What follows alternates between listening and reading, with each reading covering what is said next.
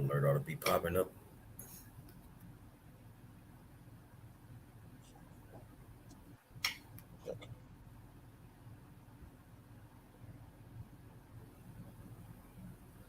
There we go. If you don't mind, go ahead and open up, brother. Con. All right, shalom. First and foremost, we want to give all praises, honor, and glory to Yahweh, Bahashem, Yahweh Shai, Bahashem, Rachak Wadash. Double honors to the apostles and elders of Great Millstone, and peace and salutations to the elect. This is another continuation of the book of Amos, and we're going chapter by chapter. So this is the sixth chapter now that we're on, and it's pretty much the same idea from the chapters 3, 4, and 5 that we went over already. Just pretty much getting on Israel as a whole. But in this specific chapter, it kind of focuses on the pride of Israel a little bit more. It goes into detail and the judgment for that pride. And really, we have to remember too, before we had these chapters like how we have them in verses. It was all the scrolls. It was just the book of Amos. It was like a letter. Same thing with Paul's epistle. Same thing with with all of the scriptures.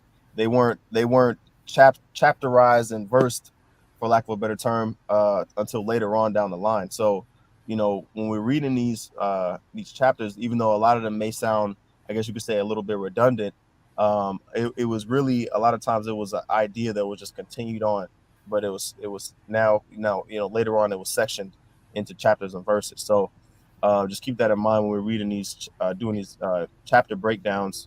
A lot of them may sound similar, but again, this should only emphasize the severity of the message that was being pushed. All right, it was constant. It was constant going off, so it was constant rebuke. You know what I'm saying? Because the thing is, when the prophets are going in the spirit of the Lord to let the people know what's coming and all these different things, it's because it's prophesied and it's actually coming. You see, everybody get caught up in their comfort and they get caught up in this and that, and that's what Amos was going in on. Everybody that was comfortable. You see, the leadership, the Israelites that were in leadership roles that were comfortable. You see, you fast forward today, you see similar traits. You see the same spirits. All right. So it's constant rebuke because it's constant going off. It ain't like it was a point in time where they just stopped going off and then it had to be reiterated. No. It was constant going off and it was constant prophesying. Because at the same time, while you comfortable in going off and the prophet is telling you what's coming, the nation that's prophesied to come is coming, whether you believe it or not. Mm-hmm. You see? And Amos was telling you, like, look, every example y'all can lean on for comfort, the Lord had already destroyed it. So for you to be this complacent, for you to be this comfortable, for you to be this wicked is beyond me. Mm-hmm. So as you notice, Amos is ratcheting it up more and more each chapter because Jake is going harder and harder each chapter. Okay. You got it. I'm gonna pull I had maybe make sure we share the screen. Okay, Con. Yeah, we should be Can you brother see? Okay, cool. There we go. All right, so yeah, I just want to get this here in 2 Timothy real quick. 2 Timothy chapter 3 verse 16. It says all scripture is given by inspiration of the Most High and is profitable for doctrine, for reproof, for correction, for instruction in righteousness. And so that's the point of these scriptures, man. Whether it be reproof or doctrine or correction, which Amos the 6th chapter is going into reproof, man, and correction, because Israel was going off as a nation, and we're gonna go ahead and get into it. But the purpose of it is in verse 17, that the man of the Most High may be perfect, thoroughly furnished unto all good works. So the ones that actually took heed to Amos, they were noticed in the eyes of the Most High. They were deemed as obedient, but a majority of Israel didn't take heed, and you see the same thing today. So we're gonna go ahead and jump straight into it with Amos chapter 6 verse 1. It says, "Woe to them that are at ease in Zion, and trust in the mountain of Samaria, which are named chief of the nations to whom the house of Israel came. Now, when you go into the history, again, we brought it out a couple times. Israel was, or I'll say the northern kingdom, or the kingdom of Israel, was a very wealthy and well-off nation at this time. Okay, because of the trade that was going on, the merchants of Israel were very wealthy compared to the common heathen that were round about. And so therefore they were named the chief of the nations, because a lot of commerce came through through Israel as the northern kingdom. Okay. And but it says, woe to them that are at ease in Zion. So those that were chilling and resting, that were pretty much in their own supplication, if you will. They had received their reward of this world. It said destruction unto them. Okay. It says, pass ye unto Calne and see, and go from thence go ye to Hamath the great, then go down to Gath of the Philistines. Now, when you look these cities up, these were pretty much cities that were once great cities. Cities that were once, cities that were looked up to, and people, came to those cities. There were various different cities in Assyria, and Gath the city of Gath belonged to the Philistines, right? And it says, be they better than these kingdoms, or their border greater than your border, right? And the point is, they were overthrown, man. And we got to remember, we're addressing the times of the Assyrian Empire. Okay, the Assyrian Empire was wrecking shop. Matter of fact, Zaquan, if you don't mind speaking, I'm gonna try to get a account real quick. Okay. If I can look for it in Isaiah 30. Yeah, and basically that's what the prophets do. They go into they go into the scriptures. They break down what the Lord is actually saying. They warn the people. You see, and at the same time, while they warning the people, they still have to live their life too, because they're gonna be in the midst of all these different things. You see, you get all this pushback, you get all these different things, right? You got all these people that settled, they comfortable, they chilling. But meanwhile, you got this information that need to be spread out, or it's gonna be blood on your hands. So while Amos is living his life, going through these prophecies, living these things out, you got Israel that's still being wicked. That's still being wicked. And it gets to a point to where you're like, okay, well, you accept that the Lord is doing this and that he's going to let it rain. That's why he's mentioning all these other places. This place right here, the Lord destroyed it. Yeah, they was rich. They was cool. They was comfortable. What about this other place? What about Calda? Same thing. So for you to think that just because you Israel, this same thing ain't going to happen to you when you have overpassed the deeds of them niggas, we're going to see how that work for you. You got Khan. what you need, bro? Yeah, Khan. I found it. Let me share my screen again. Yeah, this is Isaiah 19. Or excuse me, Isaiah 10, but the point is in verse 5. Let me see. What else I gotta pull up? Can y'all see? Okay, cool. All right, this is Isaiah chapter 10 and verse 5. It says, O Assyrian, the rod of mine anger, and the staff in their hand is mine indignation. So the Assyrian Empire, and this is in Isaiah, which let me pull up the deal here. You can see Isaiah started his prophesying right, like kind of before the northern kingdom fell away to the Assyrian Empire. So we got Amos up here at the top, around 760 BC, and you had Isaiah not too far after that, around 720 BC, so about 40 years after Amos. Okay, and during the time of Isaiah's prophesying, the northern kingdom was carried away, and Isaiah was prophesying to the southern kingdom, and the Lord preserved the southern kingdom. But this is going to show you that the Assyrian Empire was nothing to play with. So let's go back to Isaiah chapter 10, verse 5. Okay, it says, O Assyrian, the rod of mine anger and the staff in their hand is mine indignation. I will send him to an hypocritical nation, and against the people of my wrath will I give him a charge. So the Lord said that the Assyrians were the rod of the Most High's anger. So the Lord used the Assyrian Empire as a tool, the armies that the Assyrian Empire controlled, as a tool to judge Israel, man, his own people, for what? Going off, right? It says to take the spoil and to take the prey and to tread them down like the mire of the streets. You see? So the same thing that was going on in the northern kingdom, the Lord was displeased with the southern kingdom, but the southern kingdom, the Lord preserved the southern kingdom because pretty much, they repented to a sufficient degree, but eventually the Lord rose up another kingdom, what? The Babylonian Empire, to overthrow the southern kingdom. Okay, but again, the Lord used the Assyrian Empire as a rod of his anger against his people. Okay, Judah, Benjamin, Levi, Ephraim, Manasseh, Gad, Asher, all the tribes. Same thing finna happen now. Mm-hmm. Same thing finna happen now. You got it.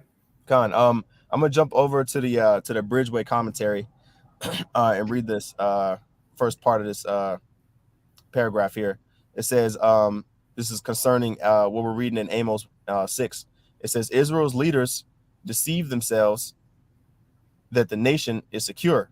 So again, when we go back to Amos 6:1, woe to them that are in ease in Zion. They think that that they good, and that's the same mentality. Like we keep saying it, but that's the same mentality that a lot of our people have today. They think that they can lock their doors. If there's an issue, they can call the police.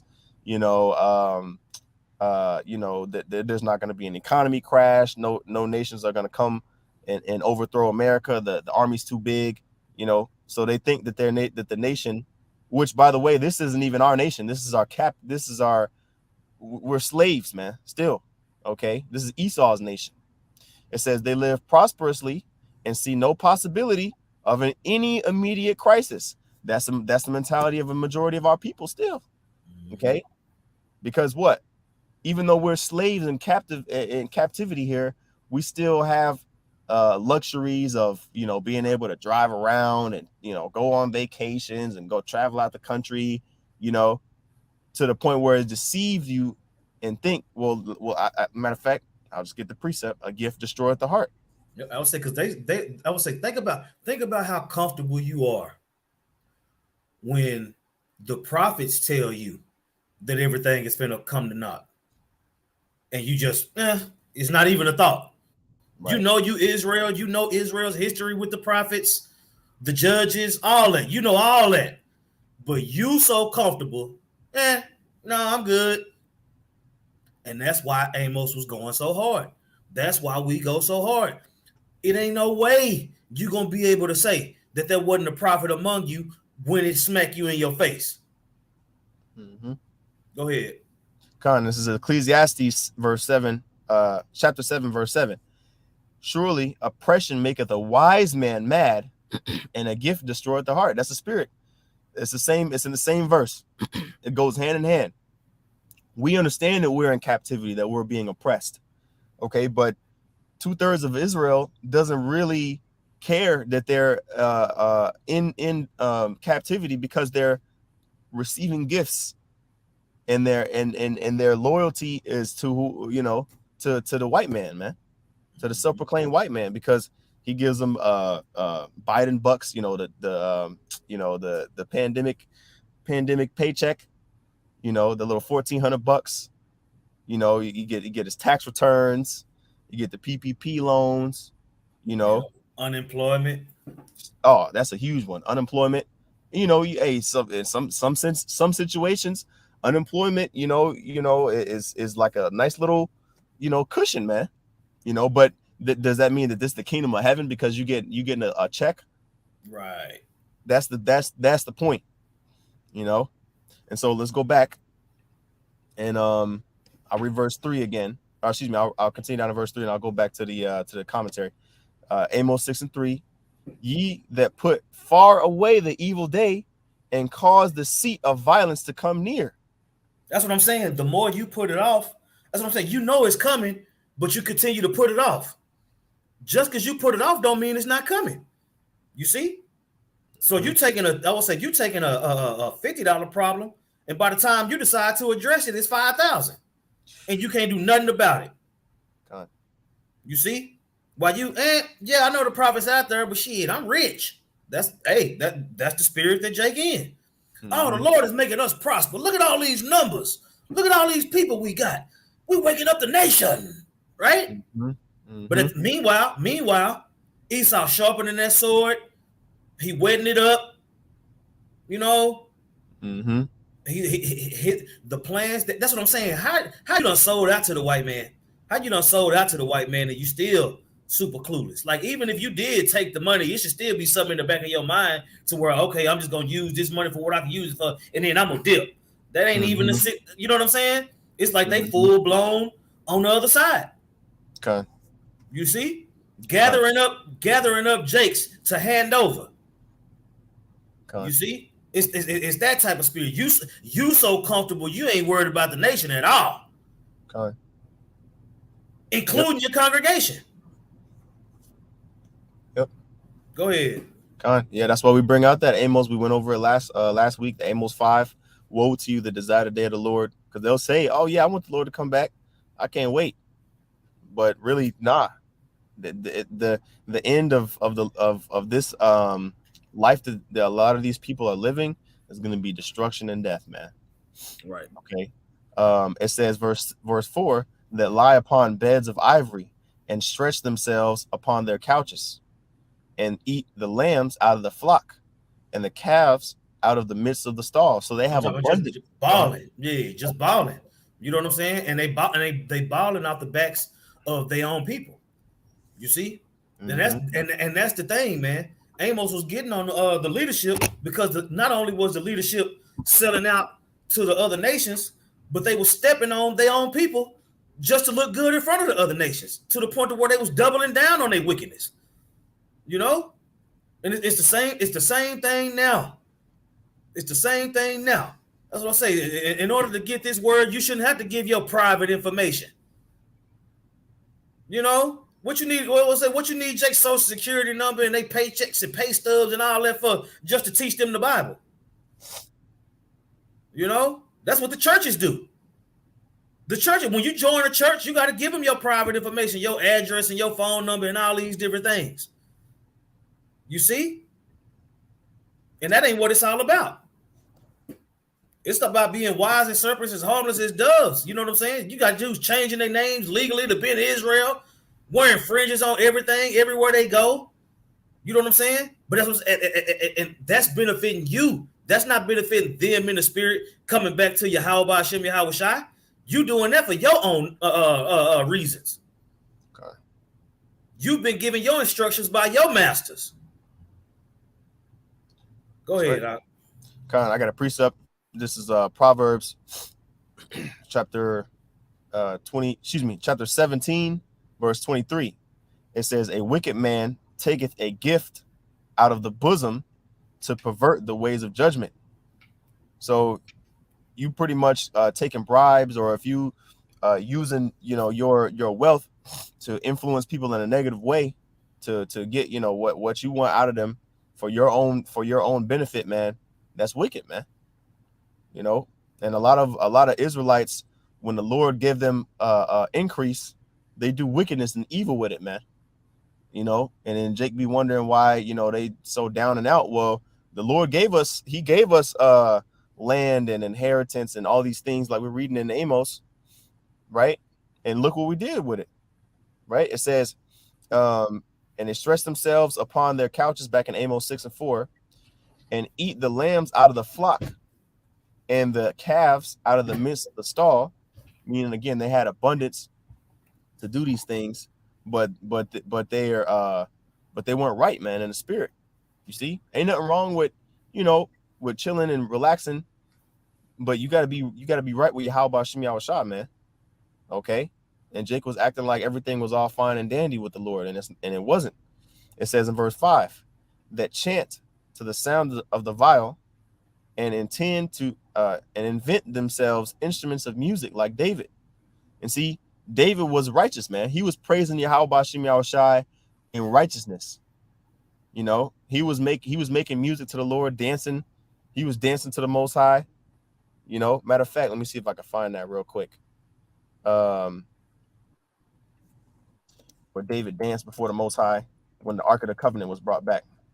Mm-hmm. Yeah, here we go. Just real quick. This is 2 Samuel, verse 2 Samuel chapter 6, verse 14. And David danced before Yahweh, Ba'ashem Yahushai, with all his might. And David was girded with a linen ephod. And so David and all the house of Israel brought up the ark of the Lord with shouting and with the sound of the trumpet.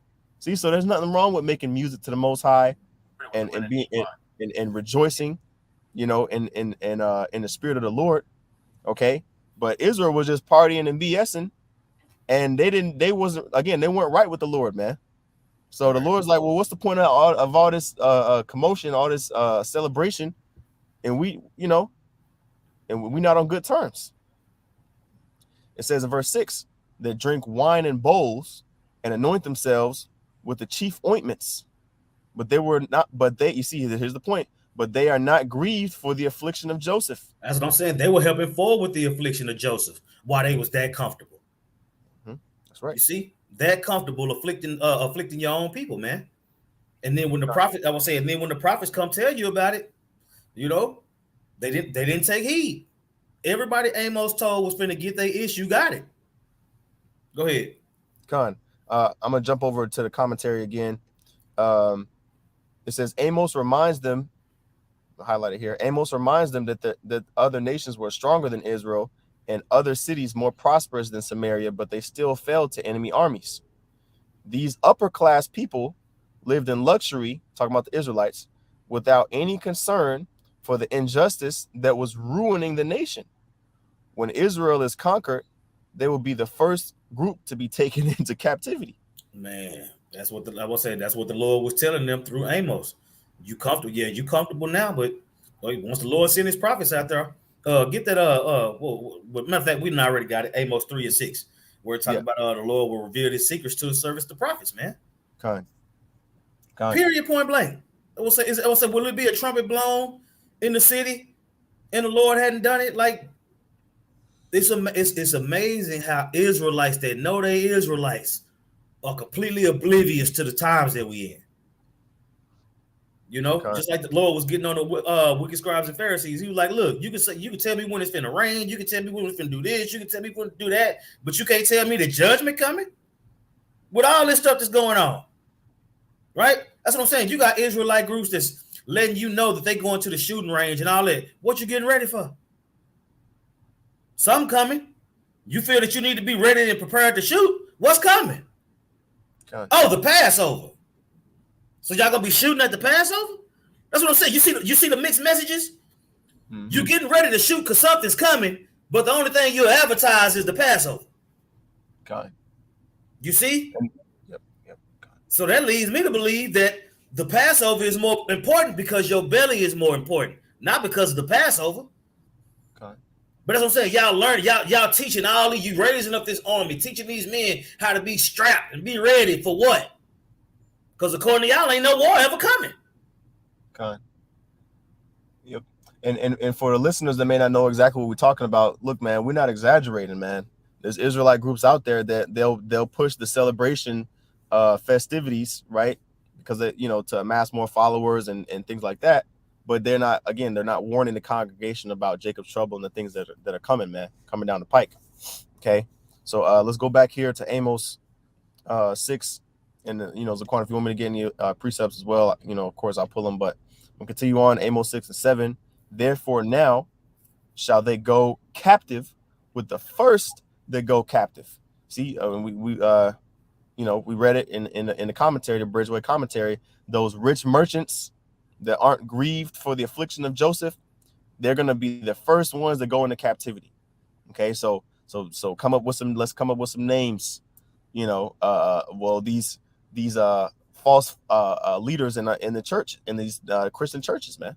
We always bring up TD Jakes because he's a readily made example of somebody who got rich off of preaching things that are not in concordance with the Bible, man. Right. Dude wrote a whole book talking about woman thou art loosed. Where is that in the scriptures, man? I haven't even read that book, but I guarantee you, after it say "woman thou art loosed," the words "go and sin no more" probably never come up. Man, they probably never come up, because that's what I'm saying. He teaches "woman thou art loosed" as if you ain't got to worry about it. You could just do you. That's not what was happening in that scenario. The Lord God, forgave that woman for her sins and told her to go and sin no more, so that she could be meet for repentance. You know what I'm saying? And that also represents the nation of Israel. That woman being showed mercy.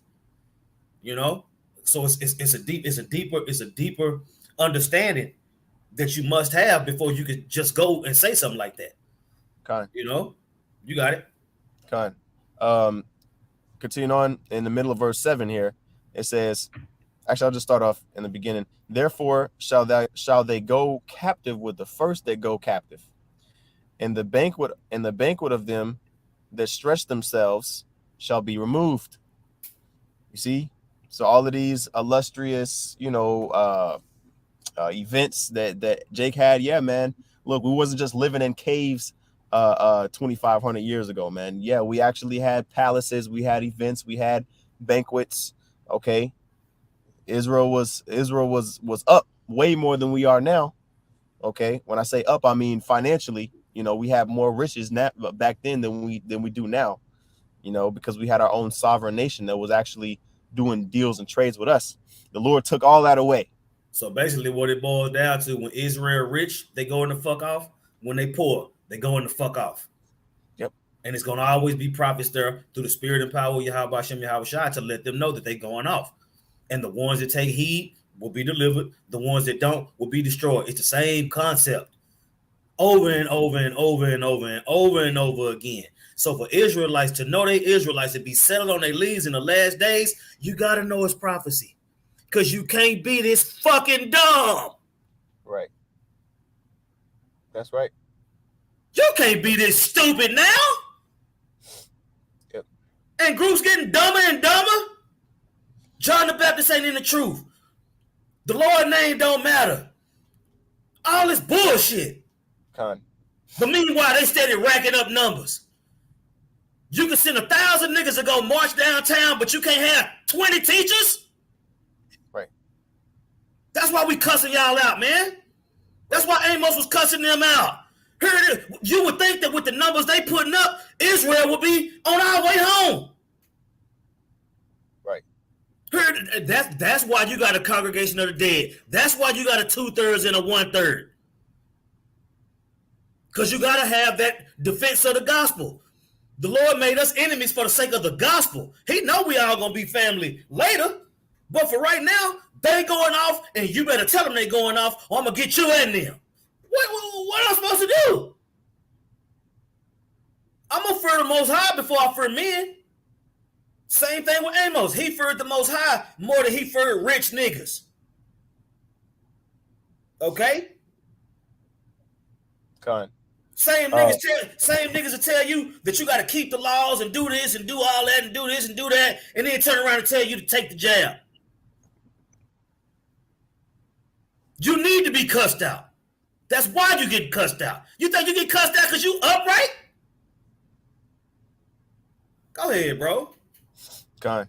I'm gonna get this precept is kind of give me a few verses in Psalms 106.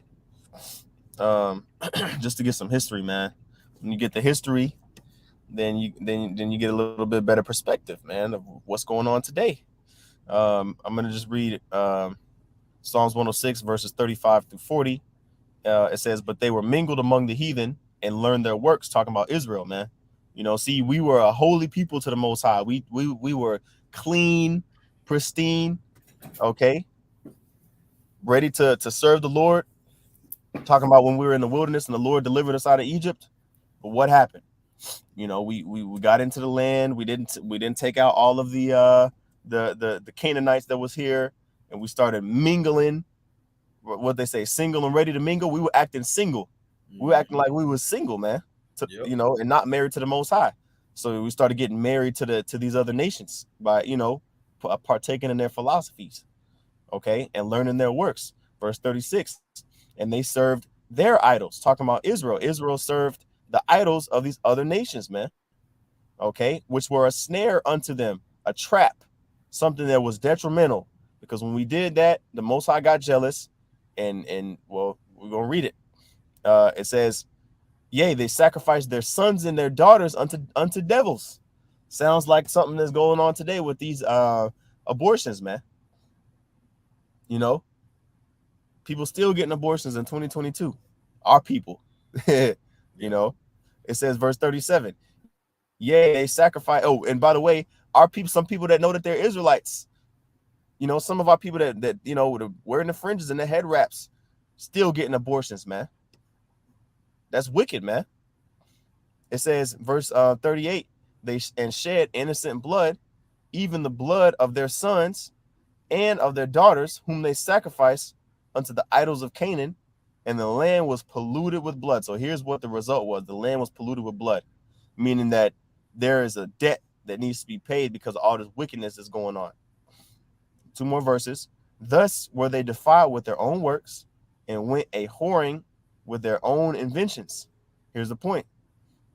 Therefore was the wrath of Yahweh Shem Yahushai kindled against his people, in so much that he abhorred his own inheritance. So this is what we've driven. This is what Israel as a nation has driven the Most High to the point where his hand is forced to where he gotta chastise his own people, man. You see, and that's the point that's been made here in verse 8. All right, Amos 6 and 8. The Lord Yahweh has sworn himself, saith Yahweh, the power of hosts, I abhor the excellency of Jacob, and hate his palaces. Therefore will I deliver up the city with all that is therein, because of the wickedness that was going on. Even though the Lord allowed Jacob to, Israel as a nation to wax rich. What does the scripture say in Deuteronomy 32? Jeshurun has waxed fat and kicked, man. Okay, Yasharwan. Jeshurun is Yasharwan, the upright one. Okay, the Lord allowed Israel to get a little bit comfortable, and look what happened. You know, bit the hand that feed them. All right, and in verse 9, Amos 6 and 9, it says, and it shall come to pass, if there remain 10 men in one house, that they shall die.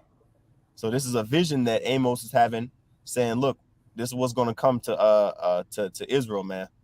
Okay, what we read in Amos 4 in the last 2 verses. Okay, because I'm gonna bring this upon you, prepare to meet your God. This is exactly what's gonna come to pass. All right.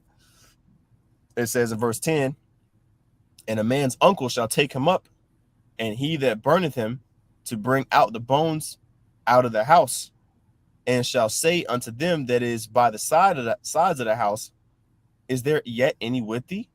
And he shall say, no. Then shall he say, hold thy tongue, for we may not make mention of the Lord. So pretty much this is a scenario that's being painted where either pestilence, famine, or just straight the sword is killed a whole household of people, right? It says what? If there remain 10 men in one house, that they shall die. So you got a family of 10 in a house, everybody dead. And the uncle from 45 minutes away got to come and take the dead bodies out the house and clean up the house. And there are gonna be people in the neighborhood watching and looking, seeing, damn, is there anybody left in that house? There was 10 people in there. Everybody's dead. And you're gonna say, yep, everybody's dead. And we know it's because of the Most High. So you know what? Maybe we should change our ways. That's the scenario that's being painted right here. Mm-hmm. Okay, verse 11. And it's gonna happen today. That's what I'm saying. Everything that we're talking about in this chapter is gonna happen today. That's why we're so adamant about it. We've been able to see through the spirit what Amos saw, to be able to come in his stead, to see what he saw, to feel what he felt. We see it. We see it. We see the garments. We see the fringes. We see the fuckery. Okay. That's right. You know what I'm saying? All from men who claim that they love Israel more than the Lord do. You love Israel. I would say even the Lord Got on the wicked scribes and Pharisees for that, man. Shutting up the kingdom of heaven and being niggas and shit. Go ahead. Con. Let me see here. I'm gonna read this paragraph right here in the Bridgeway commentary. Amos pictures the scene when the enemy lays siege to Samaria. The people die in the thousands because of famine and plague. When a person comes to a house to take away the corpse of a relative to burn it, the lone survivor in the house warns him not to speak, and certainly not to mention the name of Yahweh. They do not want to attract the Most High's attention, in case he punishes them even more. They realize that the Most High himself is the one who has sent this catastrophe. So they broke it down just like how we broke it down as a spirit, you know? All right, so let's go back to Amos 6 and verse 11. For behold, Yahweh commandeth, and he will smite the great house with breaches, and the little house with clefts. Shall horses run upon the rock? Will one plow therewith? Will one plow there with oxen? For ye have turned judgment into gall, and the fruit of righteousness into hemlock. Let's put it in layman's terms. Let's modernize it. Are you gonna go? You gonna go to work? Is it gonna be 18-wheelers delivering food and alcohol and liquor to where you can go and pop bottles on the weekend and go out and have dinner with your friends and family? No. Okay, because again, basically the righteousness that we were able to practice as a nation, we turned it into wickedness, man. Okay, to where people don't even want to. They don't even want to get judged by us. They don't even want to be ruled, by the leaders of our nation, because they see that their judgment is off, man. You see, matter of fact, I'm gonna look up this word hemlock real quick. I don't know what that is. You see, it says the fruit of righteousness into hemlock. Okay. Oh, well, there you go. Strong's H 3939 La Aina. It says wormwood, hemlock, which is a metaphor of bitterness. Yep. You see, a curse. Yep. You know, we turned the fruit of. Yep. Went from proper judgment to terrible judgment. See, so look, man, we're not exaggerating, man. Again, this is what's going on in Israel today, but you got to be spiritual to see it. Okay, so we got two more verses here in the chapter. It says, ye which rejoice in a thing of naught, which say, have we not taken to us horns by our own strength? But behold, I will raise up against you a nation, O house of Israel, said Yahweh of hosts. They shall afflict you from the entering in of Hamath and unto the river of the wilderness. Okay, so from one end of the kingdom of Israel to the other end of the kingdom of Israel, the Assyrian Empire, that's that nation, by the way, the Assyrian Empire was used by the Most High to chastise the northern kingdom, man. Okay. So I know well, actually, I guess we can get the last little bit of the commentary real quick. Yeah, I'm gonna read it in the NLT, and then we can go ahead and close up after that. Okay, okay. All right, this is the last part of the Bridgeway commentary for Amos chapter 6. It says, a horse cannot run up a rocky cliff, and a farmer cannot plow the sea. Yet the people of Israel have done what seems equally impossible. They have turned justice into injustice, and to right and to wrong.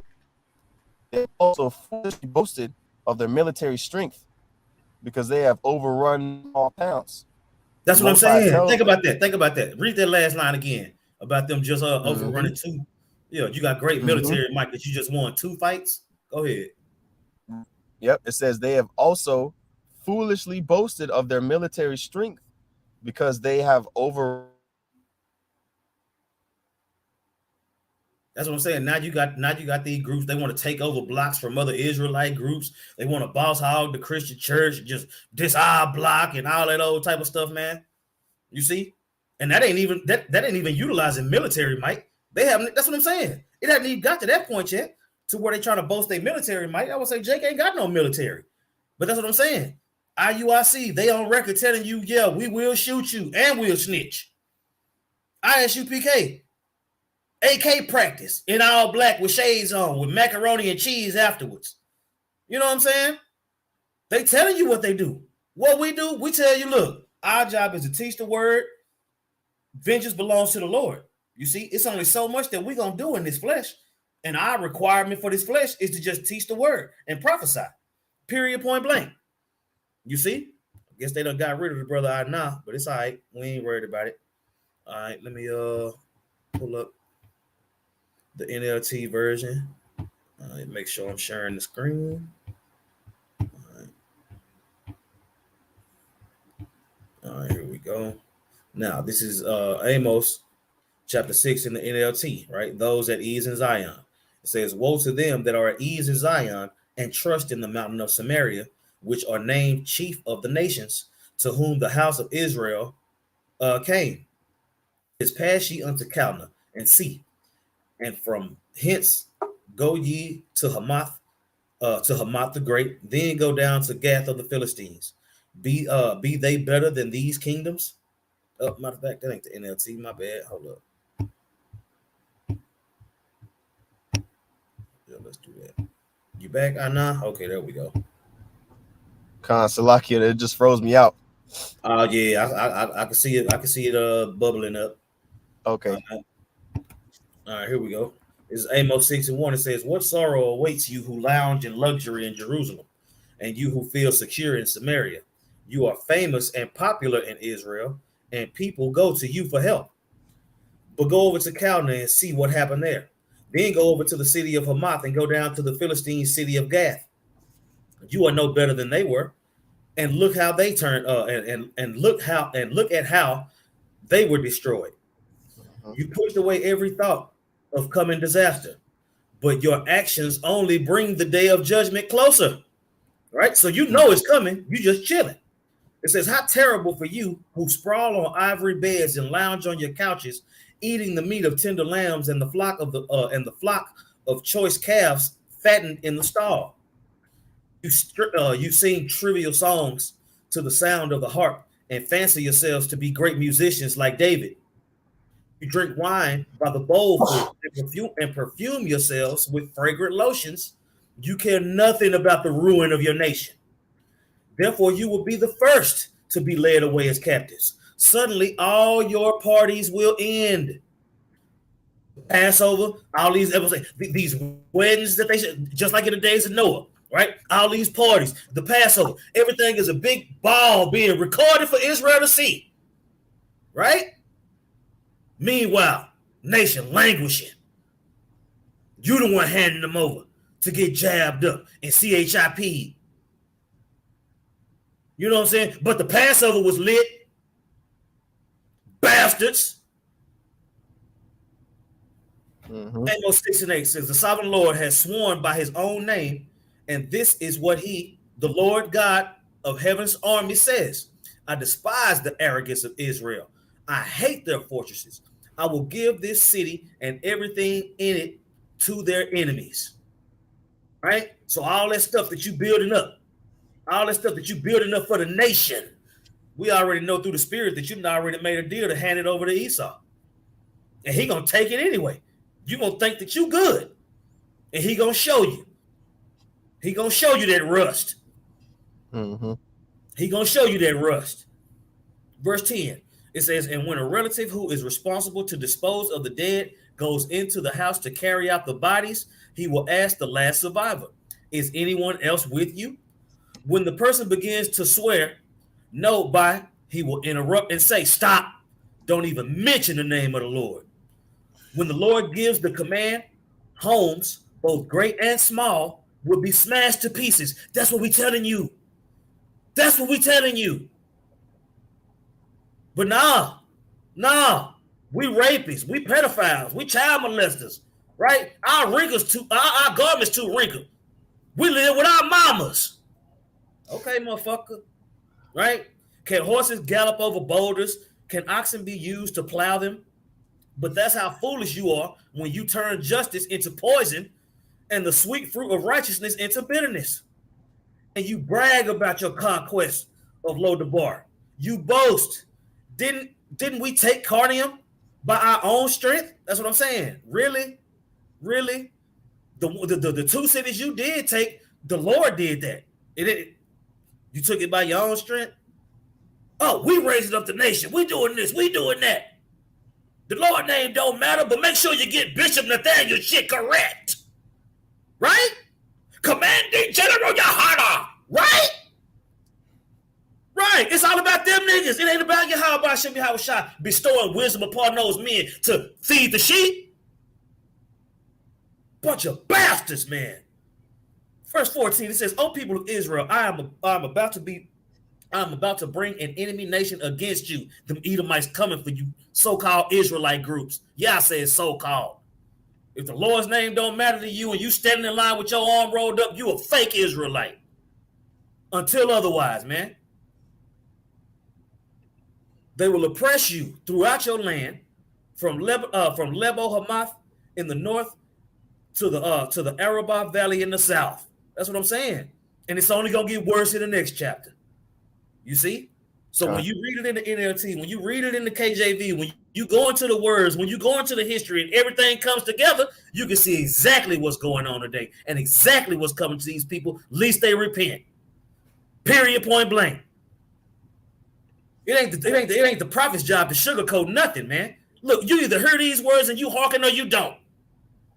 Period. Obviously, we've already hearkened to it because we out there. God. No compromise. The Lord name do matter. God.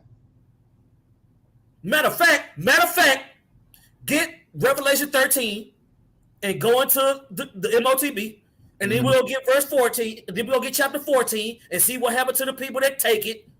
God. And then we're gonna go into verse 20 to see what happened with the men that turned it down and was beheaded for it. Let's end on a real note. Okay? Let's end on a prophetic note. Right. Niggas, man. Ooh. Yep. God. This is because this was coming. Mm-hmm. This was coming. Yeah, you got married last week. This still coming. Yeah, you just bought a new house last week. This is still coming. Mm-hmm. Go ahead. God, this is Revelation chapter 13, verse 16.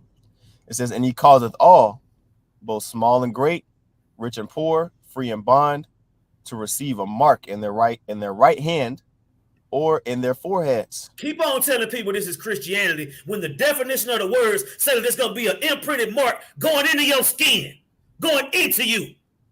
Keep on telling them it's an embargo. Keep on telling them it's sleeping with white girls. Keep on. That's what Amos was telling them niggas back then. Keep on with your bullshit, huh? Mm-hmm.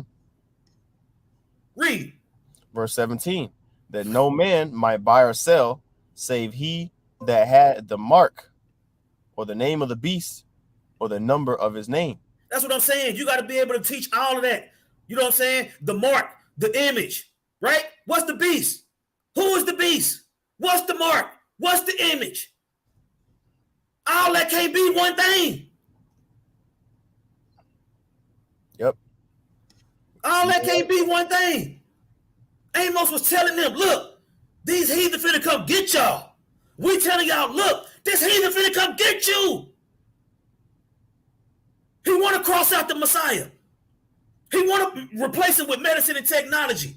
And he wants you to get CHIP so you can say you down, so you can get destroyed with him. We telling you in advance. But you got these comfortable ass groups that's telling you now, we gonna build up our kingdom right in this devil face. No, the fuck you ain't. That's right. Keep reading. Right. Con. Verse 18. It says, "Here is wisdom." Revelation 13:18. "Here is wisdom. Let him that hath understanding count the number of the beast, for it is the number of a man, and his number is 666." That's what I'm saying. And when you have that understanding, you know that the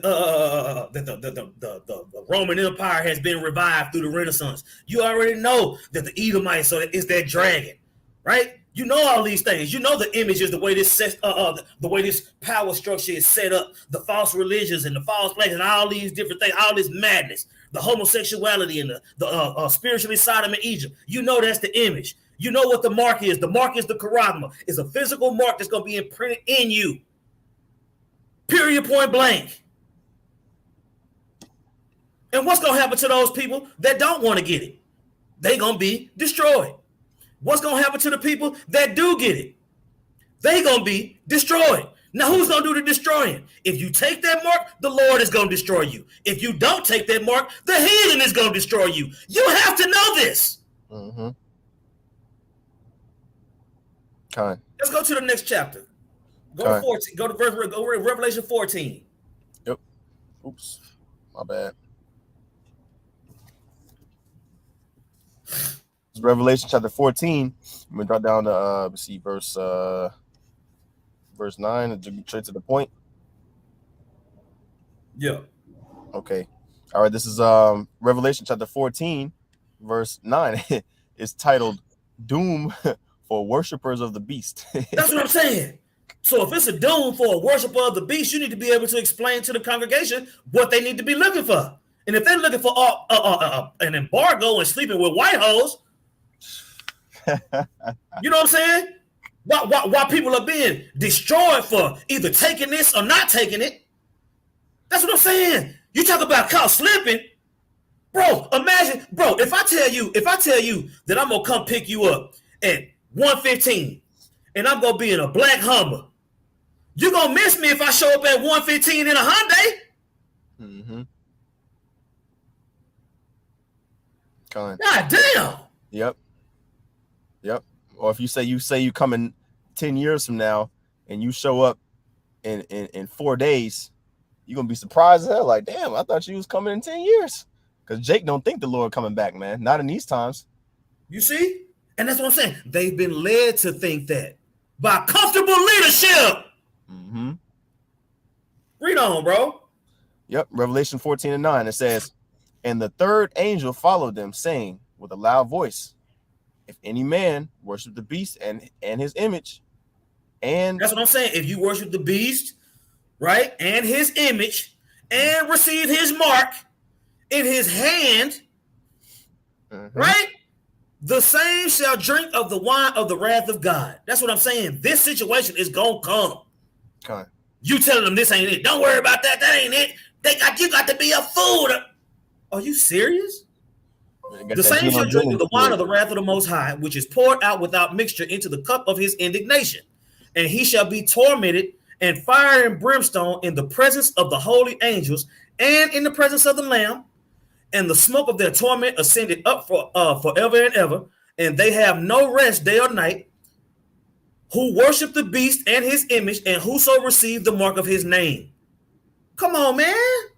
That's what's going to happen to you if you take that mark.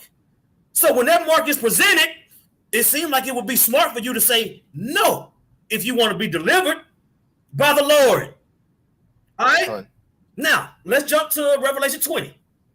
Mm-hmm. Gotcha. All right, this is Revelation chapter 20 and verse 4, right? Uh-huh.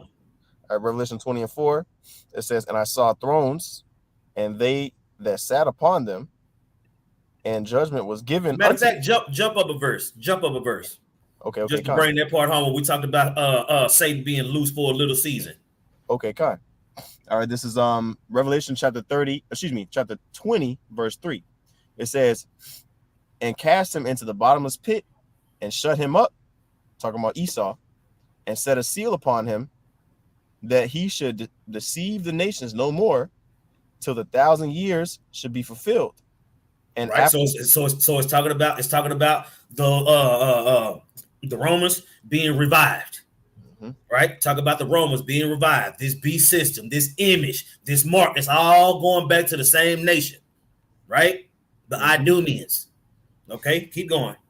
Okay. All right, continuing on. Revelation 20 and verse 3 in the middle, it says that he should deceive the nations no more till the 1,000 years should be fulfilled. And after that, he must be loose a little season. Right? Verse 4.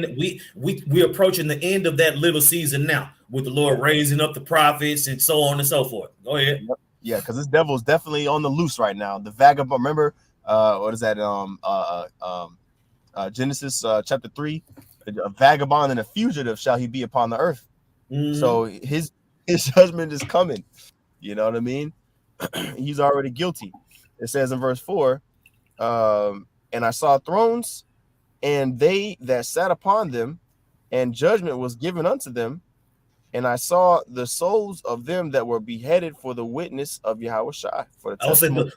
the souls of the men that were beheaded for the witness of Yahushua, right? And the word of the Most High, and which had not worshipped the beast, right? They're telling you it don't matter.